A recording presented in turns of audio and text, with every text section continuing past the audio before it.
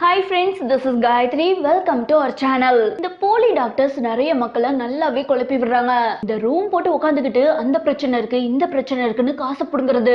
For example, உனக்கு அந்த இடம் சின்னோண்டு இருக்கு, ஊர்ல உள்ளவனுக்குலாம் அத்தா தண்டி இருக்கு, இந்த மாதிரி எல்லாம் கிளப்பி விடுவாங்க.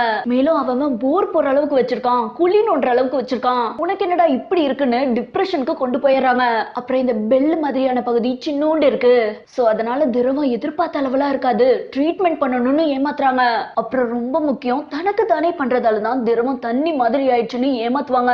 முதல்ல ஒரு விஷயம் நல்லா தெரிஞ்சுக்கணும், இந்த திரவம் அந்த பெல் மாதிரியான பகுதியில மட்டுமே உருவாகிறது இல்லைங்க. மேக்சிமம் ஒரு 5% தான் அந்த பெல் பகுதியில திரவம் இருக்கும். நம்ம முதுகெலும்பு ஏரியால தான் அந்த திரவத்துடைய மொத்த கண்டென்ட்டும் அடங்கி இருக்கும். நம்ம தாம்பத்தியம் பண்ணும்போது 90% ஆஃப் காம்பனன்ட் அங்க இருந்தாங்க வருது. இந்த இலசுங்க முதலா தனக்கு தானே பண்ணும்போது இந்த திரவங்கிறது ரொம்ப குறைவா தான் கிடைக்கும். அப்புறம் வருடங்கள் ஆக தான் அருவி மாதிரி செழிக்க ஆரம்பிச்சிரும். அப்புறம் சில பேருக்கு இந்த திரவம் நல்ல தண்ணி மாதிரி மாற ஆரம்பிச்சிரும். நண்பர்கள் என்ன சொல்லுவாங்கன்னா, இந்த பழக்கத்தால தான் இப்படி ஆயிடுச்சுன்னு ஒரே போடா போட்டுருவாங்க. ஆனா திரவம் இந்த மாதிரி வர்றதுக்கு இது உண்மையான காரணம் இல்லைங்க. தாத்தா பாட்டி எல்லாம் பாத்தீங்கன்னா 12-14லயே கல்யாணம் பண்ணிருப்பாங்க. இந்த ஜெனரேஷனுக்கு கல்யாணம் ஆகிறதுக்கு மேக்சிமம் 30 ஆயிருது. சோ அவங்க 30 அட்டென்ட் பண்ணும்போது திரவத்துடைய ஃபுல் எஃபிஷியன்ட்டியும் அடைஞ்சிருப்பாங்க. ஆனா இந்த கொடுப்பனை இப்ப உள்ள ஜெனரேஷனுக்கு கிடைக்கிறது இல்ல. இந்த போலி டாக்டர் என்ன பண்ணுவானா, நம்மள வச்சு டேப்லெட்டை கொடுத்து டெஸ்ட் பண்ணிட்டு இருப்பான். அதுல ஒரு நூதன மெத்தட கண்டுபிடிச்சிருக்காங்க.